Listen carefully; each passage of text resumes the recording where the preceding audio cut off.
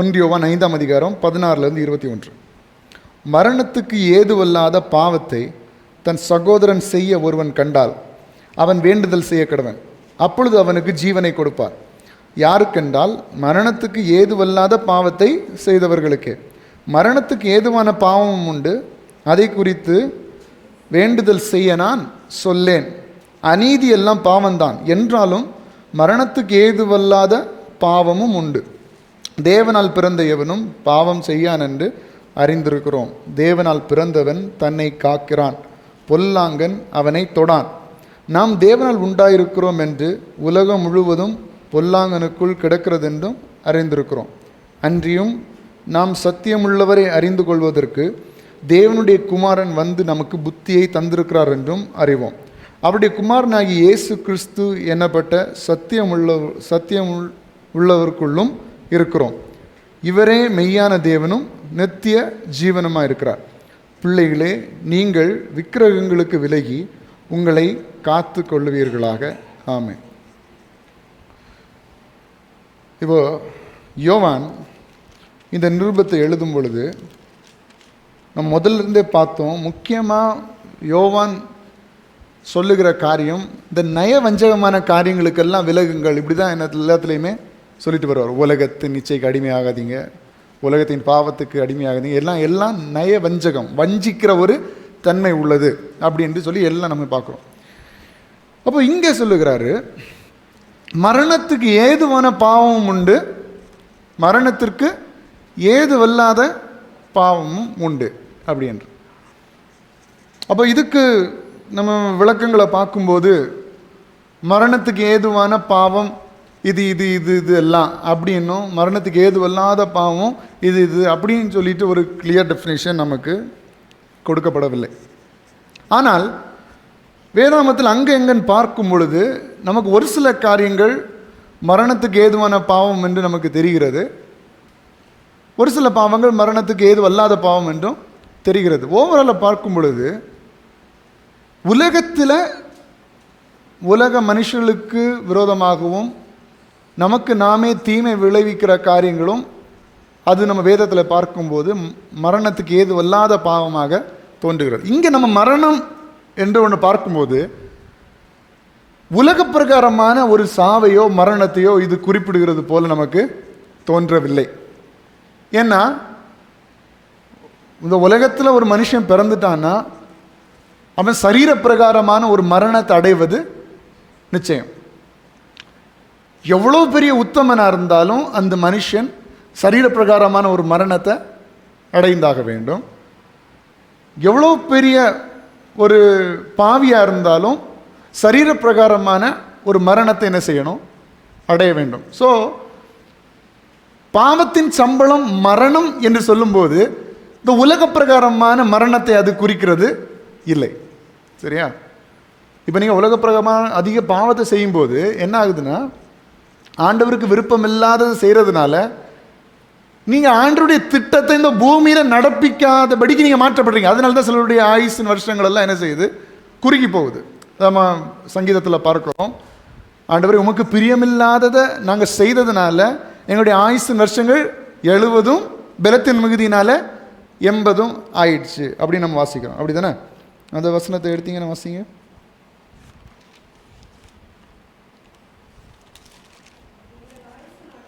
அது ரெஃபரன்ஸை சொல்லுங்கள்.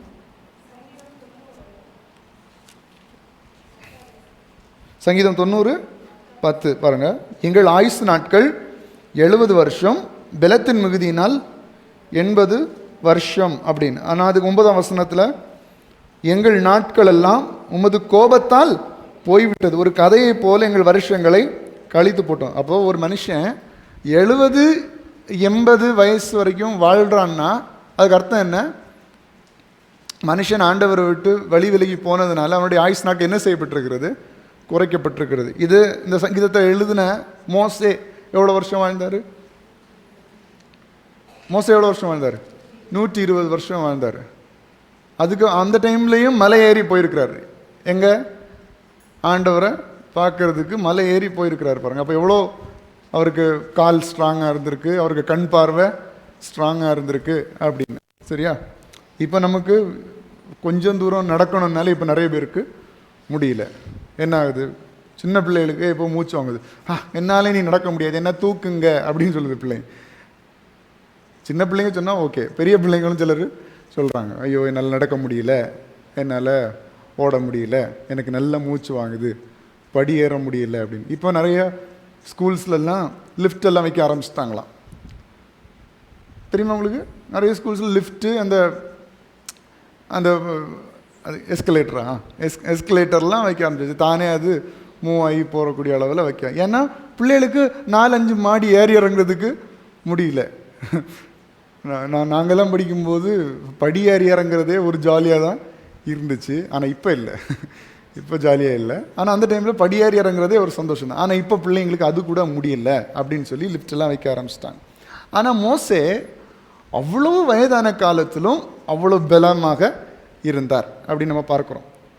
அப்போ இந்த ஆயுசின் வருஷங்கள் ஏன் குறைஞ்சி போச்சு? ஏன் 70 ஆச்சு? ஏன் பலத்தின் மிகுதியினால 80 ஆச்சு? 80 ஒருத்தன் ரீச் பண்ணணும்னாலே ஒரு பெரிய ஒரு சவால், ஒரு பெரிய டாஸ்க்கு. அப்படின்னா அதான் 8ஆம் வசனம் சொல்லுது, எங்கள் அக்கிரமங்களை உமக்கு முன்பாகவும் எங்கள் அந்தரங்க பாவங்களை உமது முகத்தின் வெளிச்சத்தை நாம் நிறுத்தினீர், எங்கள் நாட்கள் எல்லாம் உமது கோபத்தால் போய்விட்டது.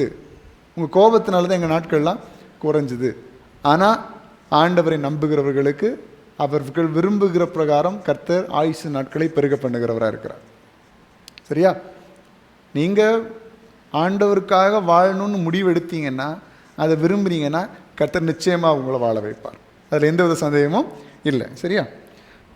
அப்போ உலக பிரகாரமான பாவத்தினால, உலக பிரகாரமான கஷ்டத்தினால, உலக பிரகாரமான நம்முடைய தவறான செய்கைகள் மூலமாக ஆண்டவருடைய திட்டத்தை நம்ம பூமியில் செய்ய முடியாதபடிக்கு, ஆண்டவருடைய திட்டத்தை நம்ம பூமியில் நிறைவேற்ற முடியாதபடிக்கு நம்முடைய வாழ்க்கையில் என்ன வருகிறது? பிரச்சனைகள் வருகிறது, நம்முடைய வாழ்க்கையில் தீமைகள் வருகிறது. அது உலக பிரகாரமான காரியத்தோடு முடிந்து போகிறது.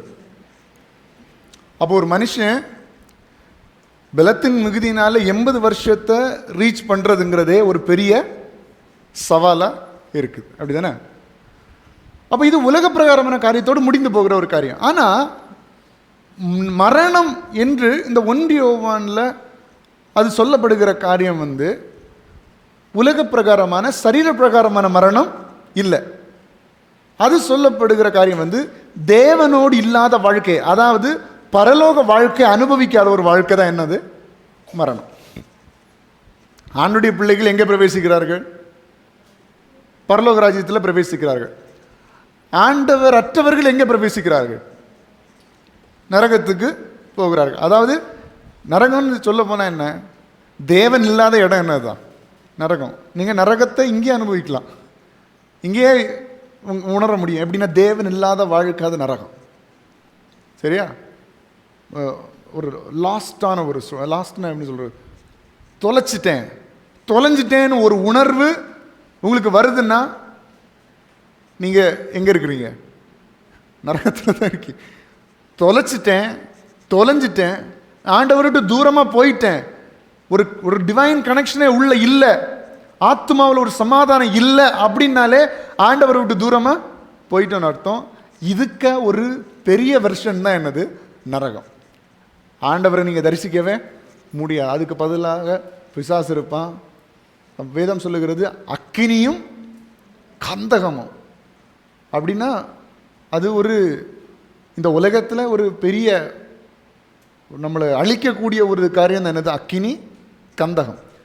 அது ஏன் அப்படி எழுதியிருக்குன்னா, அதை வர்ணிக்க வேற வார்த்தை இல்லை, நரகத்தை வர்ணிக்கிறதுக்கு வேற வார்த்தை இல்லை. அப்படி சொல்ல போனால் அக்கினியை விட கந்தகத்தை விட கொடுமையாக இருக்கும் நரகம். ஹலோ, எழுதின ஆசிரியர்களுக்கு நரகத்தை டிஸ்கிரைப் பண்ண வேற வார்த்தை இல்லாததுனால இந்த மேக்சிமம் வார்த்தை என்ன செஞ்சுருக்கிறாங்க? சொல்லியிருக்கிறாங்களே தவிர நரகம் அதிலும் கொடுமையானது, அதிலும் பயங்கரமானது என்பதை புரிந்து கொள்ள வேண்டும். அப்போது அதுதான் மரணம் என்று இங்கே சொல்லப்படுகிறது. மரணத்துக்கு ஏதுவான பாவம் உண்டு, மரணத்திற்கு ஏதுவில்லாத பாவம் உண்டு. நீங்கள் ஆண்டவருக்கு விரோதமாய் செய்கிற ஒவ்வொரு காரியங்களையும் மன்னிக்கிறதுக்கு ஆள் இல்லை, மன்னிக்கிறதுக்கு ஆள் இல்லை. நீங்கள் உலகத்தில் ஒரு பாவத்தை செஞ்சீங்கன்னா மன்னிக்கிறதுக்கு யார் இருக்கா? யார் இருக்கா? இயேசு இருக்கிறார், தேவன் இருக்கிறார். அந்த தேவனையே எதிர்த்தா அதை மன்னிக்கிறதுக்கு யார் இருக்கா? உங்களுக்கு வித்தியாசம். மரணத்துக்கு ஏதுவான பாவத்தையும் சொல்கிறேன், மரணத்துக்கு ஏதுவல்லாத பாவத்தையும் சொல்கிறேன். நீங்கள் உலகத்தில் ஒரு சின்ன தப்பு பண்ணிட்டீங்க, பாவம் பண்ணிட்டீங்க, ஏசப்பட்ட போய் விழுந்துடலாம்ப்பா, தெரியாமல் பண்ணிட்டேன், இதோட நான் திருந்துறேன், இனி நான் செய்ய மாட்டேன்ப்பா, என்னை தயவு செஞ்சு மன்னிங்கன்னு சொல்லி அவர்கிட்ட என்ன செய்யலாம்? மன்னிப்பு கேட்கலாம். அவர்கிட்ட மன்னிப்பு உங்களுக்கு உண்டு. அட் த சேம் டைம் மன்னிக்கிற தேவனையே நீங்கள் மறுதலித்தால், உங்களை மன்னித்து ரட்சித்து உங்களை வாழ வைத்திருக்கிற சபையில் உங்களை நாட்டி இருக்கிற அந்த தேவனை நீங்கள் நிந்தித்தால், அதை மன்னிக்க எந்த தேவன் உண்டு? எந்த தேவன் வர முடியும்? அதுதான் வேதவசனம் சொல்லுகிறது. மரணத்துக்கு ஏதுவான பாவமும் இருக்கிறது, மரணத்துக்கு ஏதுவல்லாத பாவமும் இருக்கிறது.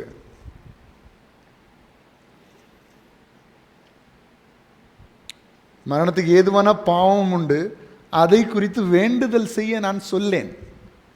நான் அதை பற்றி சொல்றதுக்கு விரும்பலை. அதுக்கு வேண்டி ப்ரே பண்ணாதீங்க தயவு செஞ்சு. ஒருத்தன் பாவம் பண்ணிட்டான், அவன் மனம் திரும்ப ஜோம் பண்ணுங்க. ஆனால் ஆண்டவருக்கே விரோதம். ஆண்டவரை பற்றி தெரியும், ஆண்டவர் யாருன்னு தெரியும், ஆண்டவரை பற்றி நல்ல ஒரு அபிப்பிராயம் உண்டு, ஆண்டவரை தேடி தான் வந்தான். ஆனாலும் தெரிஞ்சு ஆண்டவரை தூஷிச்சுட்டு வழி விலகி போனால் அவனுக்காக நீங்கள் ப்ரேயர் பண்ணாதீங்கன்னு வேதவசனம் சொல்லுது. என்ன சொல்லுது? அவனுக்காக வேண்டுதல் செய்யனா சொல்லேன். வேண்டாம்ப்பா, விட்டுருங்க, அது நீ முடியாது. ஏன்னா மன்னிக்கிற தேவனையே அவமானப்படுத்திட்டான், மன்னிக்கிற தேவனையே நிந்திச்சிட்டான் அப்படின்னு.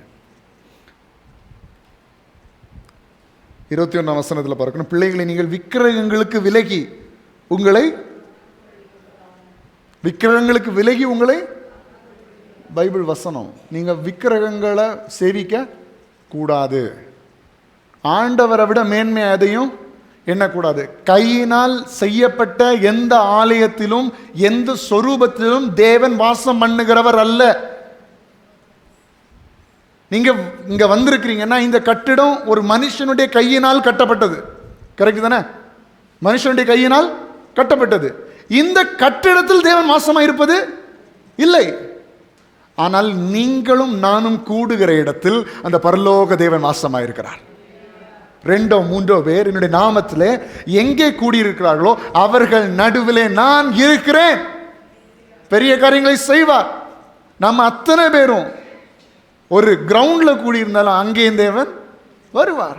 நம்ம அத்தனை பேரும் ஒரு காட்டு பகுதியில் போய் ஆண்டவர் ஆராதிச்சால் அங்கே தேவன் வருவார். நம்ம அத்தனை பேரும் ஒரு தெருவில் நின்று ஜெபம் பண்ணினாலும் அவர் வருவார். ஏனென்றால் அவர் கட்டப்பட்ட கட்டிடத்தில் வாசம் பண்ணுகிறவர் அல்ல, அவர் சொரூபத்தில் வாசம் பண்ணுகிறவர் அல்ல, அவர் ஒரு பொருளில் வாசம் பண்ணுகிறவர் அல்ல, அவர் மனுஷனால் உருவாக்கப்பட்ட ஒரு பாத்திரத்திலேயோ ஒரு பொன்னிலேயோ ஒரு படத்திலேயோ வாசம் பண்ணுகிறவர் அல்ல. அவர் ஜீவனுள்ள தேவன். அவர் தேவன் தங்கும் ஆலயம் என்று சொல்லுகிறது உங்களையும் என்னையும் தான். வேற எதையும் அவர் தேவன் தங்கும் வாசஸ்தலம் என்று சொல்லவில்லை. You are the temple of God. நீங்களே தேவனுடைய ஆலயமாக இருக்கிறீர்கள்.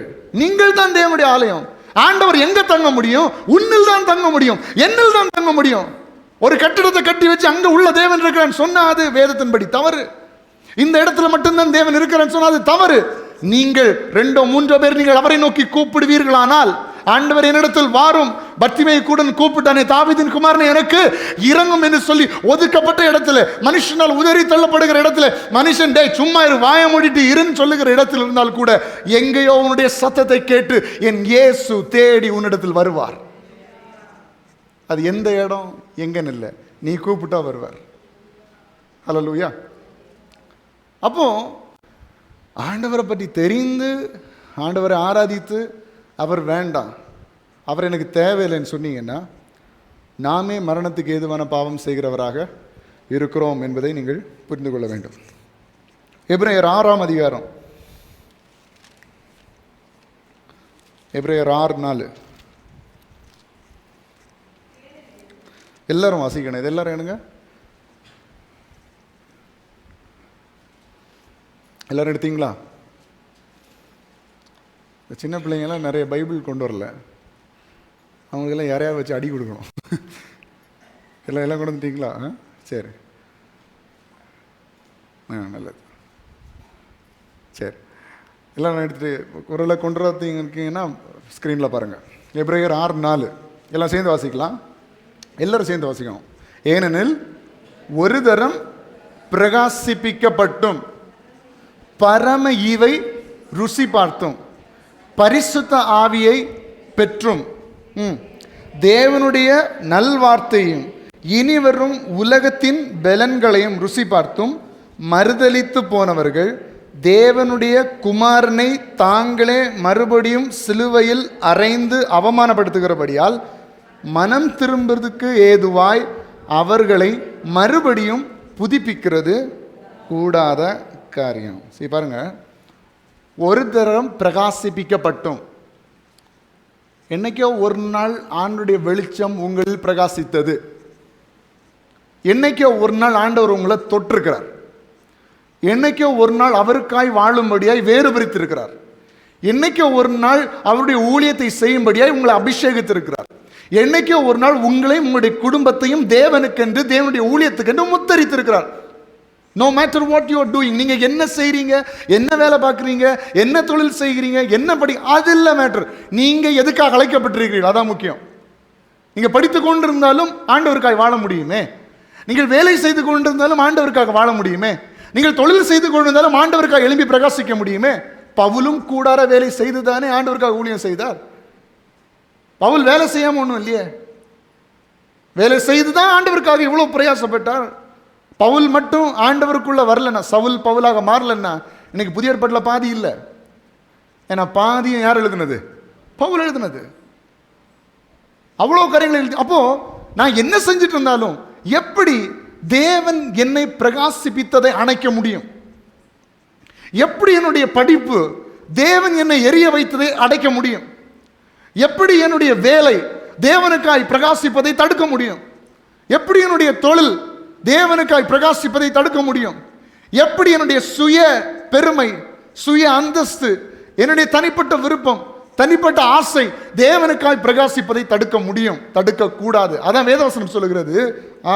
4ஆம் வசனத்தில் வருங்க, ஒரு தரம் பிரகாசிப்பிக்கப்பட்டும் பரம ஈவை ருசி பார்த்தோம். நம்ம அதை ருசிச்சிருக்கிறோம். இந்த உலகம்லாம் வேண்டாம், தேவன் தான் நிரந்தரம்னு நாம என்ன செஞ்சிருக்கிறோம்? ருசி பார்த்துருக்குறோம். எத்தனை பேர் அதை ருசி பார்த்துருக்கிறீங்க? உங்கள் கரங்களை நான் பார்க்கணுமே. ருசி பார்த்துருக்கிறீங்களா? பரமையை ருசி பார்த்துருக்கீங்களா? இந்த உலகெல்லாம் வேஸ்ட்டுன்னு உணர்ந்துருக்கிறீங்களா? உலகத்தில் உள்ள பெருமையெல்லாம் குப்பைன்னு உணர்ந்துருக்கிறீங்களா? உலகத்தில் உள்ள பட்டங்கள் எல்லாம் வேஸ்ட்னு உணர்ந்துருக்கிறீங்களா? தேவனை சார்ந்து வாழுவதே இந்த உலகத்தில் மேன்மையான காரியம் உணர்ந்துருக்கிறீங்களா? அப்படின்னா பரம ஈவன் நீங்களும் நான் ருசி பார்த்துருக்கிறோம். ருசி பார்த்தும் பரிசுத்த ஆவியை பெற்றும். நம்ம ஆண்டவரை பெற்றிருக்கிறோம். அவரை நீங்க அனுபவித்திருக்கிறீர்கள். பரிசுத்த ஆவியானுடைய அபிஷேகத்தை பெற்றிருக்கிறீர்கள். பெற்றிருக்கிறீர்கள். பெற்றிருக்கலாம். இப்ப எப்படி இருக்கீங்கன்னு தெரியல. பெற்றிருக்கலாம், இல்லை இப்ப பெற்றுக்கொண்டிருக்கலாம், இல்லை பெற்றதை இந்த நாள் வரைக்கும் நீங்கள் அதை அணையாமல், அந்த எரிகிற தீ அணையாமல் நீங்கள் கொண்டு வந்திருக்கலாம். இல்லை எரிந்து கொண்டிருந்த தீ அணைக்கப்பட்டிருக்கலாம். மங்கி எரிகிற விளக்காக கூட நீங்கள் இருக்கலாம். ஒருவேளை எரிந்து கொண்டிருக்கிற விளக்கை நீங்கள் மரக்காலால் மூடி வைத்திருக்கலாம். நமக்கு தெரியாது, உங்களுக்கு ஆண்டவருக்கு தான் தெரியும். அப்படிப்பட்ட ஒரு சூழ்நிலையில் இருந்தும் பரிசுத்த ஆவியை பெற்றும் தேவனுடைய நல்வார்த்தையும் இனி வரும் உலகத்தின் பலன்களை ருசி பார்த்தோம். தேவனுடைய நல்வார்த்தையை அறிந்து இனி வரப்போகிற உலகத்தின் பலன்களை, அதாவது பரலோக தேவனுடைய ஆசீர்வாதங்களை ருசி பார்த்தோம். அப்ப இனி வரப்போகிற உலகத்தை பற்றின தெளிவு உங்களுக்கு உண்டாயிருந்தும் மறுதலித்து போனவர்கள். ஹலோ, மறுதலித்து வேண்டாம், தேவையில்லை. ஒரு வார்த்தையினால சொல்லணும், உங்க வாழ்க்கையில் அதை காண்பித்தீர்களானால் தேவனுடைய குமாரனை தாங்களே மறுபடியும் சிலுவையில் அறைந்து அவமானப்படுத்துகிறபடினா. யாரை அவமானப்படுத்துகிறோம்? ஆண்டவரை தேடி ஆண்டவரை அறிந்து மறுபடியும் மறுதலித்து போகிறோம் பாருங்க. இது எதுக்கு சமம்? இயேசுவை சிலுவையில் அறையிறது மட்டும் இல்லை, அவரை அவமானப்படுத்துகிறோம், அவரை நிந்திக்கிறோம். அந்த பிள்ளைகளை இன்றைக்கு கர்த்தர் நம்மோடு கூட பேசி கொண்டிருக்கிறார். ஒருவேளை நீங்கள் அப்படிப்பட்ட சூழ்நிலையில் இருந்தீங்கன்னா ஆண்டவர் இன்றைக்கு உங்களை அழைக்கிறார். அவரிடத்தில் மறுபடியும் நீங்கள் பிரகாசிக்கும்படியாய், அவருக்காய் மீண்டும் நீங்கள் எழும்பும்படியாய் ஆண்டவர் உங்களை வேண்டுகிறார். ஒருவேளை இப்பொழுது நீங்கள் ஆண்டவருக்காய் எழுப்பி பிரகாசிக்கிறீர்கள் என்று சொன்னால் இனி இந்த பிரகாசம் ஒரு நாள் அணைஞ்சு போகக்கூடாது. இப்போ நீங்கள் ஒருவேளை சமீபத்தில் ரட்சிக்கப்பட்டு இப்போ நீங்கள் ஆண்டவருக்காக நல்லா வாழ்ந்துட்டு இருக்கிறீங்கன்னா நல்லா புரிஞ்சுக்குங்க ஆண்டவருடைய பிள்ளைகளே, உங்களுடைய பிரகாசத்தை அணைக்கும்படியாக பிசாசு பல விதத்தில் கிரியை செய்வான். உங்களையும் ஆண்டவரையும் பிரிக்கும்படியாக பல முயற்சிகள் எடுப்பான். தயவு செஞ்சு அவனுடைய நயவஞ்சகத்தின் கிரியைகளுக்கு ஒப்பு கொடுக்காதபடிக்கு ஆண்டவருக்காக எழும்பி பிரகாசியுங்கள். ஹல்லேலூயா. ஆண்டவரை சிலுவையில் அறைந்து அவரை அவமானப்படுத்துகிறபடினால, அவரை நிந்திக்கிறபடினால மனம் திரும்புவதுக்கு ஏதுவாய் அவர்களை மறுபடியும் புதுப்பிக்கிறது, அவங்கள மறுபடியும் புதுப்பிக்கிறது கூடாது அப்படின்னு வசனம் போட்டிருக்கு. ஹல்லேலூயா. அப்போ மறுபடியும் உங்களால் ஆண்டவர்கிட்ட வர முடியல, என்ன முயற்சி பண்ணாலும் நான் பிரகாசிக்கப்பட முடியலை அப்படின்னா நீங்கள் அதுக்காகவே நிறைய முயற்சிகளை எடுக்கணும். ஆண்டவரிடத்துல உங்களை என்ன செய்யணும்? அர்ப்பணிக்க வேண்டும். நான் நல்லா முயற்சி பண்ணுறேன், பழையது மாதிரி ஆகணும்னு முயற்சி பண்ணுறேன், ஆனால் முடியல, பழையது மாதிரி ஆண்டவருக்காக செயல்படணும்னு நினைக்க முடியலன்னா அந்த புதுப்பிக்கப்படுவது கூடாத காரியம் எந்த லெவலுக்கு வந்துட்டோன்னு அர்த்தம். ஆனால் நம்புகிறேன், ஆண்டவர் இதை நீங்கள் ஒப்பு கொடுத்தா, அர்ப்பணித்தால் கர்த்தர் நிச்சயமாக அவங்கள புதுப்பிப்பார் என்று நான் விசுவாசிக்கிறேன். ஹல்லேலூயா. அப்போ இதான் மரணத்துக்கு ஏதுவான பாவம். ஆண்டவர் இன்னைக்கு நம்ம கேட்க போகிறோம், ஆண்டவரே உமக்காக வாழ்கிறத விட ஒரு பெருசு இந்த உலகத்தில் எனக்கு கிடையாது. அந்த தீர்மானத்தை முதல்ல எடுக்கணும். ஆண்டவரே உமக்கு வேண்டி வாழ்கிறத விட, உமக்காக என் வாழ்க்கை அர்ப்பணிக்கிறதை விட ஒரு பெரிய காரியம் இந்த உலகத்தில் எனக்கு இல்லை என்பதை நீங்கள் தெளிவாக புரிந்து கொள்ள வேண்டும். சரியா? அடுத்தது பாருங்கள், எண்ணாகமம் 15:30.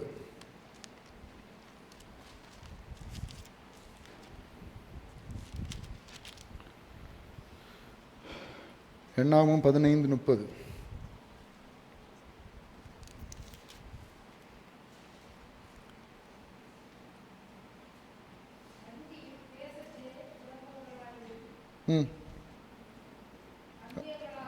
அந்நியர்களாலும் எவனாவது துணிகரமாய் யாதொன்றை செய்தால் அவன் கர்த்தரை நிந்திக்கிறான். துணிகரமாக ஒருத்தன் ஒரு காரியத்தை செய்கிறான்னா அவன் கர்த்தரை என்ன செய்கிறான்? நிந்திக்கிறான். அந்த ஆத்துமா தன் ஜனத்தாரில் இராதபடிக்கு அறுப்புண்டு போக வேண்டும். சரியா? இப்போ நம்ம நல்லா கவனிக்கணும். துணிகரமாக செய்கிற பாவம், எல்லாரும் சொல்லுங்க சத்தமா, இன்னும் சத்தமாக சொல்லுங்க. துணிகரமாக செய்கிற பாவம். உங்களுக்கு தெரியும் இது தவறு, செய்யக்கூடாது, ஆண்டவருக்கு விருப்பம் இல்லை, யாருக்குமே விருப்பம் இல்லை அப்படின்னு அப்படின்னு தெரிஞ்சதை துணிகரமாக என்ன வந்துரு பார்ப்போம், யாரு கேப்பா அப்படின்னு செஞ்சீங்கன்னா அது என்ன அர்த்தம்? கர்த்தரை நிந்திக்கிறான்னு அர்த்தம். சரியா? நம்ம இந்த 1 யோவானில் பார்க்கும்போது எல்லாமே இது ரிலேட்டடாக என்ன செய்யுது வருதுல்ல. ஆனால் இதை நம்ம ஸ்கிப் பண்ண முடியாதே, அவனுடைய வார்த்தை அல்லவா. நம்ம எல்லாருமே இதுக்கு கீழ்ப்படிந்தானே ஆகணும். நம்ம நமக்கு காதுகளுக்கு இனிமையான வார்த்தைகளை மட்டும் பேசிட்டு நம்ம என்ன செய்யக்கூடாது. அப்படின்னா உலகத்துக்கு நமக்கும் வித்தியாசமே. வாட் பைபிள் சேஸ், அது என்ன சொல்லுதோ அதை நம்ம என்ன செய்யணும் கண்டிப்பாக. அது யாருமே வசனம் ஒரு நாளும் வளைஞ்சு கொடுக்காதுன்னு வசனமே சொல்லுது. அப்போ நம்ம அதை இந்த பேசேஜ் வேண்டாம், நம்ம ஸ்கிப் பண்ணிடுவோம் அப்படின்னு நம்ம போக முடியாது. நம்ம எல்லாத்தையுமே தியானித்து தான் ஆகணும். அப்போ பாருங்கள், துணிகரமான பாவத்தை நம்ம செய்வோம்னா அது எதுக்கு சமம்னா ஆண்டவரை தூஷிக்கிறோம், ஆண்டவரை நிந்திக்கிறோம். ஆண்டவரிடத்துல கேள்வி கேட்கறதுக்கே நமக்கு தகுதி, இன்னும் சொல்ல போனால் அவரிடத்துல பேசுறதுக்கே நமக்கு தகுதி கிடையாது. அவருடைய கிருபையினால தான் நம்ம இவ்வளோ நாள் ஆண்டவர்கிட்ட பேசுகிறோம், அவருடைய பிரசன்னத்தை உணர்கிறோம், அவரை ஆராதிக்கிறோம். அப்படிப்பட்ட ஒரு மனுஷன் ஆண்டவரை நிந்திக்கலாமா? ஆண்டவரை நிந்திக்கலாமா? நிந்திக்கக்கூடாது. அதான் வசனம் சொல்லுது, துணிகரமாக உனக்கு தப்புன்னு தெரியும், பாவம்னு தெரியும், அப்பா சொல்லியிருக்கிறாங்க, அம்மா சொல்லியிருக்கிறாங்க, பிள்ளைங்க சொல்லியிருக்கிறாங்க, மற்றவங்க சொல்லியிருக்கிறாங்க, வசனமும் சொல்லியிருக்கிறது, ஆண்டவரும் சொல்லியிருக்கிறார். இது எல்லாம் தெரிஞ்சுட்டு நான் மறுபடியும் அந்த பாவத்தை துணிகரமாக செய்வேன்னா that is equal to தேவனை நிந்திக்கிறோம், தேவனை தூஷிக்கிறோம், நிந்திக்கிறோம் என்று அர்த்தம். அப்போ ஆண்டவரை நிந்திச்சா, ஆண்டவரை தூஷிச்சா அது எதுக்கு ஏதுவான பாவம்? மரணத்திற்கு ஏதுவான பாவம், காப்பாற்றப்பட முடியாது. ஹல்லேலூயா. அடுத்தது லூக்கா 12:10.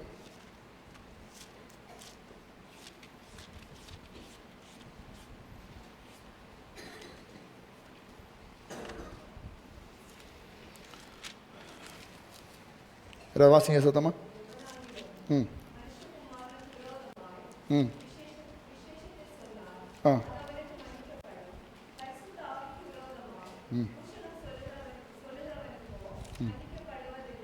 பாருங்க, எவனாகிலும் மனுஷகுமாரனுக்கு விரோதமான விசேஷத்தை சொன்னால் அது அவனுக்கு மன்னிக்கப்படும்.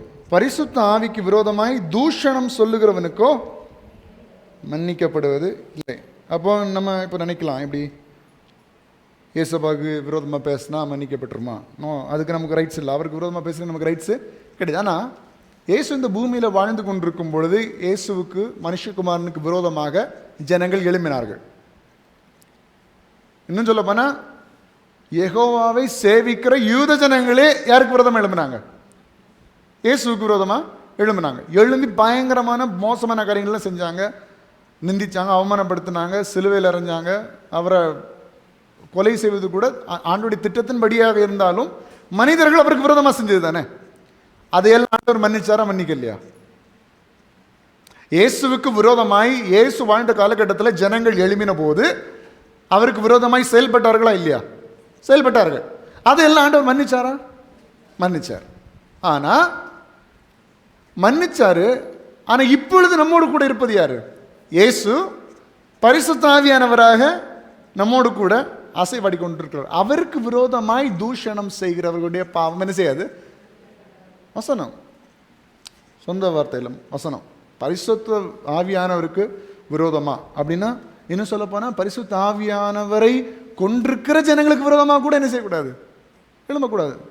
இப்போ நமக்கு தெரியாது பாருங்க, பரிசுத்த ஆவியானவரோடு இருக்கிற ஜனங்களை நம்ம ஃபிசிக்கலி பார்த்து ஐடென்டிஃபை பண்ண முடியாது.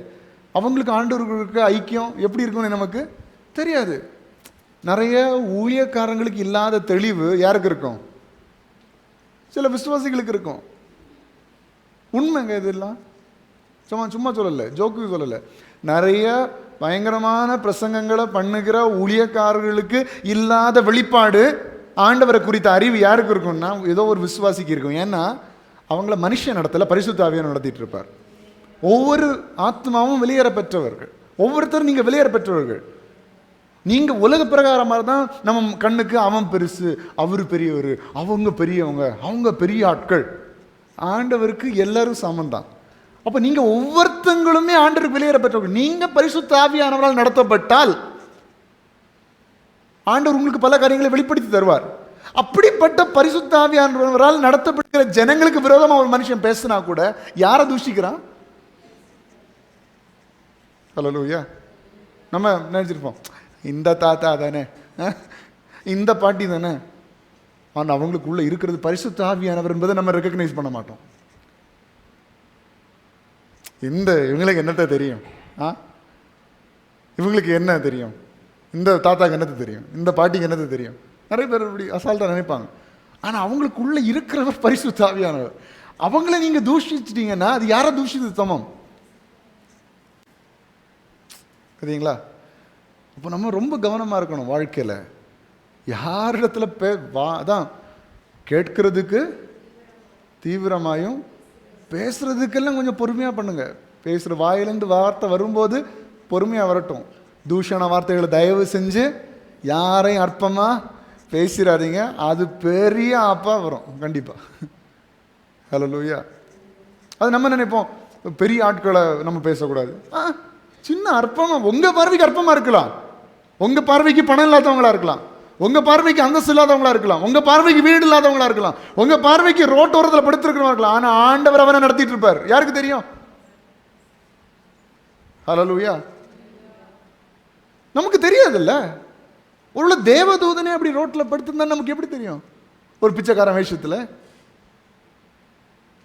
ஒரு பைத்தியம் பிடிச்சவனை போல ஆண்டவர் தேவதூதனையே உருமாற்றி அங்கே படுக்க வச்சிருந்தாருன்னா நீ தூஷிச்சுட்டு போவ. யாரை தூஷிச்சமோ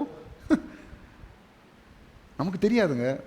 தேவ ஆழங்களா நம்ம அறியவே முடியாது. அவர் எவ்வளோ பெரியவர் என்பதை எலியாவுக்கு காகத்தை கொண்டு போஷிக்க முடியும்னா இந்த உலகத்தில் ஆண்டவரால் என்ன செய்ய முடியாது? என்ன செய்ய முடியும்? எல்லாம் செய்ய முடியும். அதனால வார்த்தையை இங்கிலீஷில் அழகாக சொல்லுவாங்க, மைண்ட் யோர் வேர்ட்ஸ். கவனமாக பேசு, கவனமாக பேசு. எவ்வளோ வேணாலும் கேளு, இன்ஃபர்மேஷன் நல்லா கேதர் பண்ணு. ஆனால் உன் வாயிலிருந்து புறப்படுகிற வார்த்தை ரொம்ப கவனமாக இருக்க வேண்டும். அப்போ பரிசுத்த ஆவியானவருக்கு விரோதமாக பரிசுத்த ஆவியானுடைய செயல்பாடுகள் அதெல்லாம் தூஷிக்கிறவங்க யாரை தூஷிக்கிறாங்க? தேவனையே தூஷிக்கிறார்கள், பரிசுத்த ஆவியானவரே தூஷிக்கிறார்கள். அந்த பாவங்கள் மன்னிக்கப்படுவது இல்லை. ஒருவேளை தெரியாமல் செய்திருந்தீங்கன்னா ஆண்டவத்தில் கேளுங்க, ஆண்டவத்தில் கேளுங்க, ஆண்டவர் மன்னிப்பாருன்னு நான் நம்புகிறேன். ஹல்லேலூயா. ஆனால் இன்றைக்கி இந்த வார்த்தையை கேட்டுட்டீங்க, இனி யாரையும் தூஷிச்சிடாதீங்க, தயவு செஞ்சு யாரையும் நிந்திக்கிறாதீங்க. பரிசுத்த ஆவியானுக்கு விரோதமாக தயவு செய்து எழும்பாதீர்கள். ஹல்லேலூயா. அப்படியே எரேமியா வேகமாக திருப்போம். எரேமியா 7ஆம் அதிகாரம்.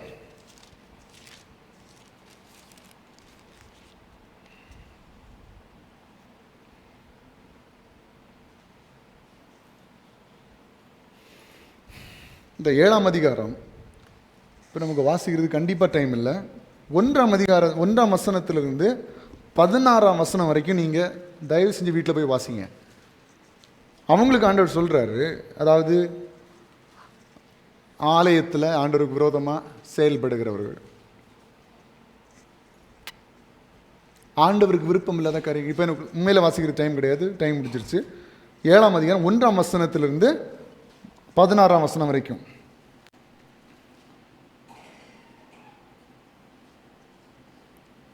முதல்லேருந்தே நீங்கள் வாசிக்கணும், ஆனால் நான் கொஞ்சம் வாசிக்கிறேன். 9ஆம் வசனம் வாசிக்கிறேன். நீங்கள் திருடி, கொலை செய்து, விபச்சாரம் பண்ணி, பொய்யானையிட்டு, பாகாலுக்கு தூபம் காட்டி, நீங்கள் அறியாத அந்நிய தேவர்களை பின்பற்றி. யார்? உலக பிரகாரம் மனுஷன் இல்லை, கர்த்தருடைய பிள்ளைகள். சரியா? தேவர்களை பின்பற்றி பிற்பாடு வந்து 10ஆம் வசனம், என் நாமம் தரிக்கப்பட்ட இந்த ஆலயத்தில் எனக்கு முன்பாக நின்று இந்த அருவருப்பானவைகளை எல்லாம் செய்வதற்காக விடுதலை பெற்றிருக்கிறோம் என்று சொல்வீர்களோ? என் நாமம் தரிக்கப்பட்ட இந்த ஆலயம் உங்கள் பார்வைக்கு கள்ளர் குகையாயிற்றோ? இதோ நானும் இதை கண்டேன் என்று கர்த்தர் சொல்லுகிறார். நான் முந்திய நாமம் விளங்கம் பண்ணின சீலோவில் உள்ள என் ஸ்தலத்துக்கு நீங்கள் போய் இஸ்ரவேல் ஜனத்தினுடைய பொல்லாப்பு நிமித்தம் நான் அதற்கு செய்ததை பாருங்கள். நீங்கள் இந்த கிரியைகளை எல்லாம் செய்தீர்கள். நான் உங்களுக்கு ஏற்கனவே சொல்லி வந்திருந்தும் நீங்கள் கேளாமலும் நான் உங்களை கூப்பிட்டும் நீங்கள் உத்தரவு கொடாமலும் போனபடினால் என் நாமம் தரிக்கப்பட்டதும் நீங்கள் நம்பிக்கை கொண்டிருக்கிறதுமான இந்த ஆலயத்துக்கும் உங்களுக்கும் உங்கள் பிதாக்களுக்கும் நான் கொடுத்த ஸ்தலத்துக்கும் நான் சீலோவுக்கு செய்தது போல செய்வேன். நான் உங்களுடைய எல்லா சகோதரருமாகிய எப்ராஹிம் சந்ததி அனைத்தையும் தள்ளி போட்டது போல உங்களையும் என் முகத்தை விட்டு தள்ளி போடுவேன் என்று கர்த்தர் சொல்லுகிறார். 16ஆம் வசனத்தில் எல்லாரும் வாசிங்க. நீ இந்த ஜனத்துக்காக விண்ணப்பம் செய்ய வேண்டாம், அவர்களுக்காக மன்றாடவும் கெஞ்சவும் வேண்டாம், என்னிடத்தில் அவர்களுக்காக பரிந்து பேசவும் வேண்டாம், நான் உனக்கு செவி கொடுப்பதில்லை. எரேமியாவுக்கு ஆண்டவர் சொல்லுகிறது, இந்த ஜனங்கள் இப்படிப்பட்ட மோசமான காரியங்கள்லாம் செஞ்சுட்டாங்க. ஆலயத்துக்கும் வந்துட்டு ஆண்டவரை தெரிஞ்சுட்டு மறுபடியும் அவங்களுக்கு அவங்க சுய இச்சைக்கு விருப்பமான காரியங்கள் எல்லாம் செய்கிறாங்க. மறுபடியும் ஆலயத்தில் வந்து எங்களுக்கெல்லாம் இதெல்லாம் செய்ய முடியும், எங்களுக்கெல்லாம் இதுக்கெல்லாம் அதிகாரம் இருக்குது, இதுக்கெல்லாம் உரிமை இருக்குன்னு வேற சொல்கிறாங்க. அதனால இந்த ஜனத்தை நான் என்ன செய்ய போகிறேன், இனி என்ன லிஸ்ட்டில் அவங்க இனி இல்லை, அவங்க விட்டுட்டேன்.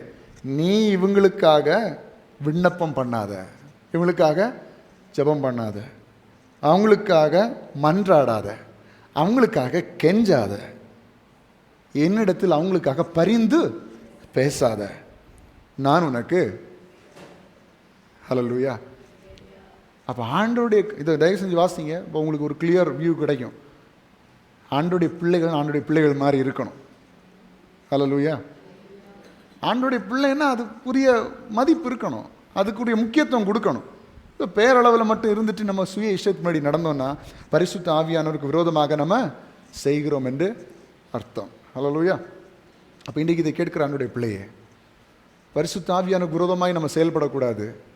அதே நேரத்தில் விக்கிரகங்களை வழிபடுகிறவர்களாகவும் நம்ம இருக்கவே கூடாது. அதுதான் நம்ம நித்திய மரணத்திலிருந்து நம்ம என்ன செய்யும், காப்பாற்றும். சில நேரங்களில் மனுஷன் செய்கிற பாவத்துக்கு இந்த பூமியில் அடி விழுந்துடும், பூமியில் அடி விழுந்துடும். ஆனால் நித்திய மரணத்துக்கு நீங்கள் என்ன செய்வீர்கள், தப்பிக்க முடியும். உங்களை ஆண்டவர் மன்னிச்சதுனால. 2 கள்வர்களுக்கு நடுவில் யார் இருந்தா? இயேசு இருந்தார். கூட இருந்த 2 கள்வர்களும் தாங்கள் செய்த தவறு நிமித்தம் எங்க இருக்கிறாங்க? சிலுவையில் மரண தண்டனைக்கு உட்படுத்தப்பட்டு நிற்கிறார்கள். 2 பேருக்கும் தண்டனை உண்டு. என்ன தண்டனை? மரண தண்டனை. ஒருத்தன் இயேசுவின் இடத்துல கேட்கிறான், இயேசுவே. ஒருத்தன் அவமானப்படுத்துகிறான், நிந்திக்கிறான். ஒருத்தன் ஆண்ட இடத்துல, இயேசுப்பா தயவு செஞ்சு என்னன்னு செய்யுங்க, நினைச்சுக்கோங்க அப்படின்னு சொல்றான். ஆண்டவர் சொல்றாரு, நீ என்னுடனே கூட பரதீசில் இருப்பாய். ஆனா அவனுக்கு உலக பிரகாரமான மரணம் நடந்தது. சொல்றது புரியுதா? புரியுதா உங்களுக்கு? உலக பிரகாரமான மரணம் நடந்துச்சு. சிலுவையில் அவன் ஜீவனை விட்டான், ஆனா நித்திய ஜீவனை பெற்றுக்கொண்டான். சில நேரங்களில் நம்ம விதைக்கிறத அறுப்போம், விதைக்கிறத அறுப்போம். அது உலகம் அப்படிதான் இருக்குங்க. என்ன பண்ண முடியும்? நம்ம எதை விதைக்கிறோமோ அதை அறுப்போம். அவன் அந்த கள்வன் பாவம் செஞ்சான், உலகத்தில் தண்டனையை வாங்கினான். என்ன செய்யறது? காப்பாற்றப்பட முடியவில்லை. ஆனால் ஆண்டவர் மன்னிச்சிட்டாருன்னா எங்கே வந்துடுவான்? நித்திய ஜீவனை அடைஞ்சிருவான். அதனால் நம்ம எவ்வளோ பாவம் செஞ்சாலும் ஆண்டவர் நம்மளை மன்னிப்பார். ஆனால் விதைத்த விதை பலன் கொடுக்குமே. புரியுதுங்களா? விதைத்த விதை என்ன செய்யும்? பலன் கொடுக்கும். அதனால் மேக்சிமம் நம்ம ஆண்டவருக்கு பயந்து தவறுகள்லாம் வராமல் என்ன செய்யணும்? நம்மளை ப்ரொடெக்ட் பண்ணணும்.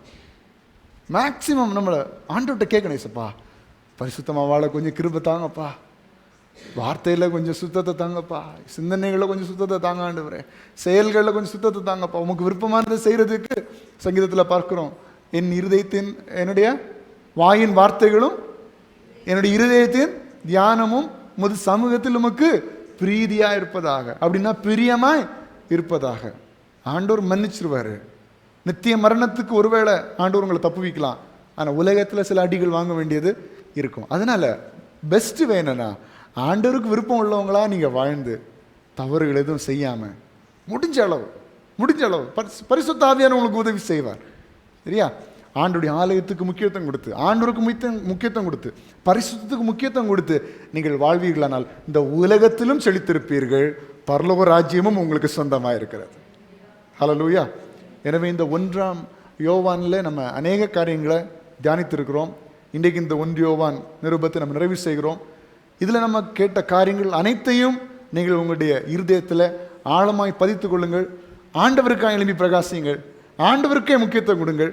கர்த்தர் பெரிய காரியங்களை செய்வாராக. எல்லாரும் இருக்கிற இடங்களில் எழும்பி நிற்போம். நம்ம ஜெபித்து கடந்து செல்வோம்.